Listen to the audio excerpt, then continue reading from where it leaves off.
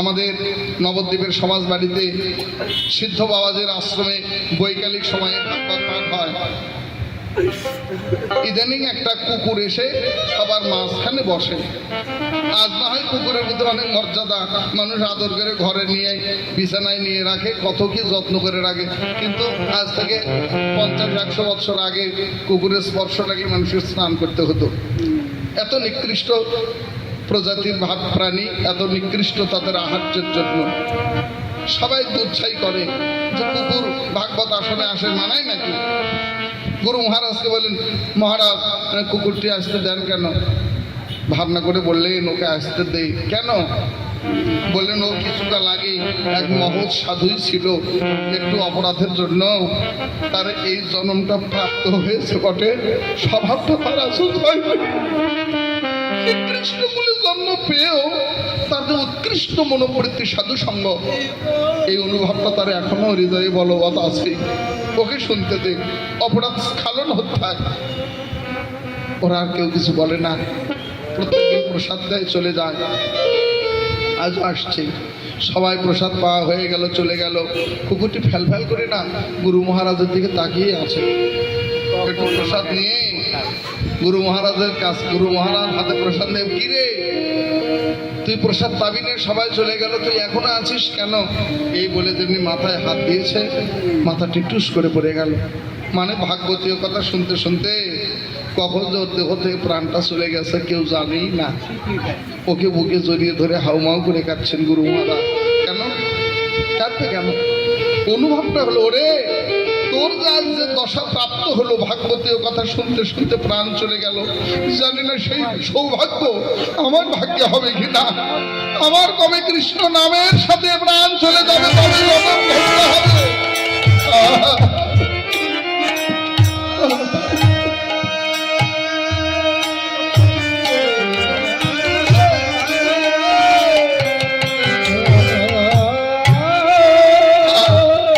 সকলেরই এই ভাবনাই যেন হয়।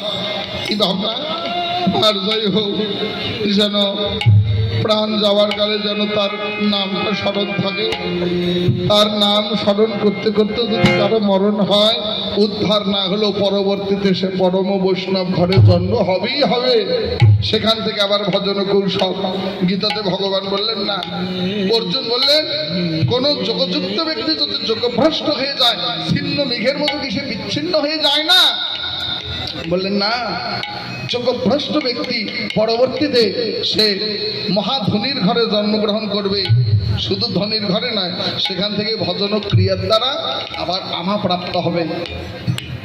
তো আমাদের যদি ভজন রুষ্ট হয়ে যায়, ভ্রষ্ট হয়ে যায়, ভজন ক্রিয়াফল হলো হৃদয় থাকবি। কুকুর জন্ম প্রাপ্ত হয়েও যেমন অনুভবটা থেকে গেল, ঠিক ভক্ত সঙ্গ করে আমরা যেন একটু ভক্তি লাভ করতে পারি।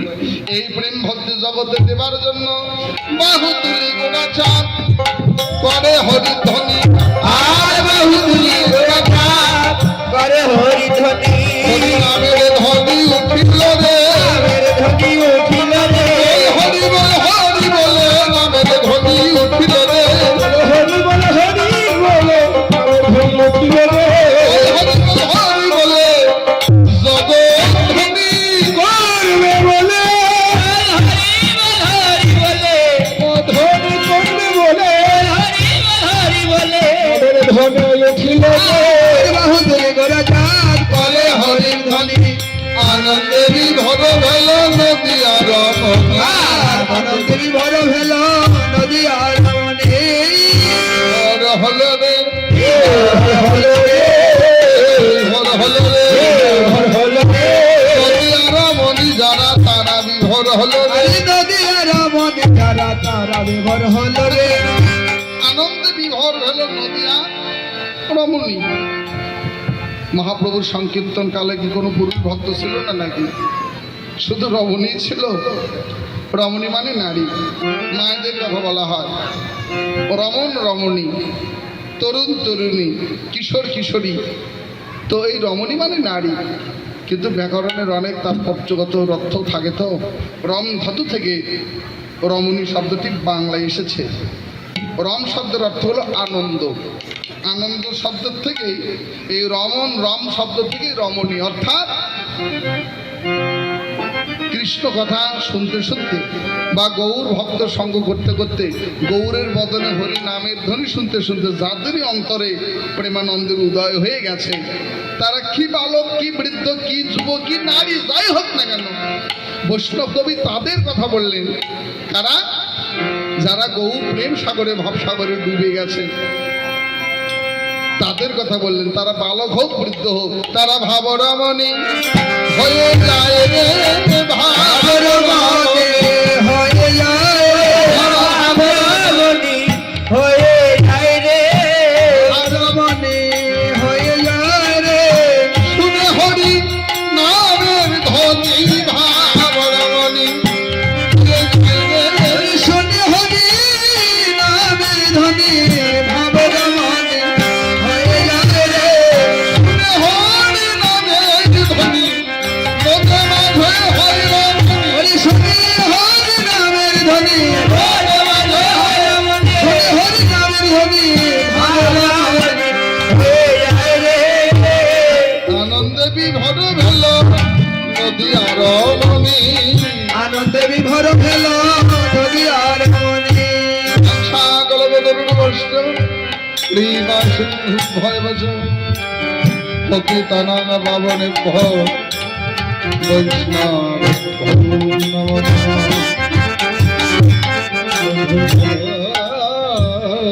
তো এই যে সাধুগুরু বৈষ্ণবের কৃপা সান্নিধ্যে যাদের অন্তরে এমন শুদ্ধ প্রেমানন্দের উদয় হয়, তারা ভাব রমণী সেজে যায়।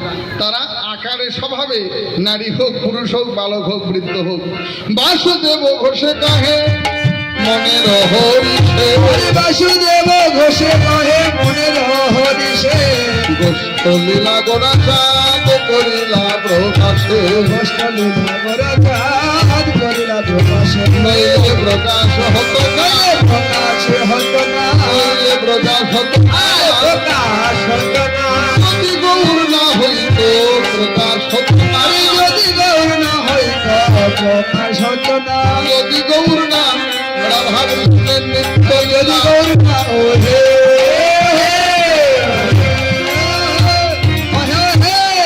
প্রকাশ হত না। গৌর না এলে রাধা কৃষ্ণের অপ্রাকৃত লীলা প্রকাশ পেত না, কৃষ্ণ প্রেম তত্ত্ব সন্ধান কেউ পেত না যদি গৌর না আসতেন। তো শুধু তাই নয় গো, আজ থেকে মহাপ্রভুর আসারও আগ পর্যন্ত শ্রীকৃষ্ণ কীর্তন কাব্যগুলো তখনও ছিল, তখনও কীর্তন হতো, কিন্তু মহাপ্রভুর এই কৃপা করুণা প্রসাদে বৃন্দাবন লীলাটা যতটা প্রকাশ পেল, প্রত্যেকটা পালার পূর্বে যে এই যে গৌরচন্দ্রিকা আস্বাদন তদনুচিত, সেই পালা অনুসারে সময় অনুচিত যে লীলা, তার প্রত্যেকটা লীলা স্মরণের পূর্বে এই যে গৌরচন্দ্রিকা, কেননা গৌর না এলে বৃন্দাবন লীলা প্রকাশ পেত না।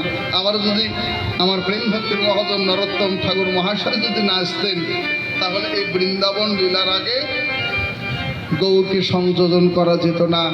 ঠাকুর মহাশয় কৃপা করে প্রত্যেকটা পালার পূর্বে গৌরকে স্মরণ করবার প্রণালী বিধানটা তিনি দিয়ে গেলেন। যাই হোক, যিনি একমাত্র প্রেম ভক্তির মহাজন, যার চরণ সান্নিধ্য নাম শ্রবণ কীর্তন করলেও কৃষ্ণ প্রেম ভক্তি লাভ হয়ে যায়, তিনি সেই প্রেমের ঠাকুর, আমার নিত্যানন্দের সেই অভিন্ন দ্বিতীয় কলেবর বলে যাকে আখ্যায়িত করা হয়।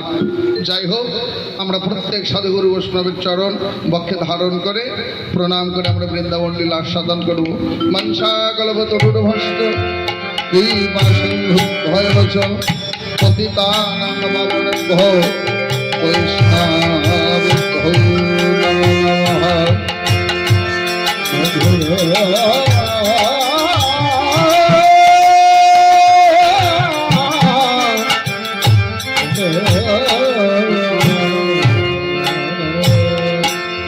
মধুর মধুর মধুর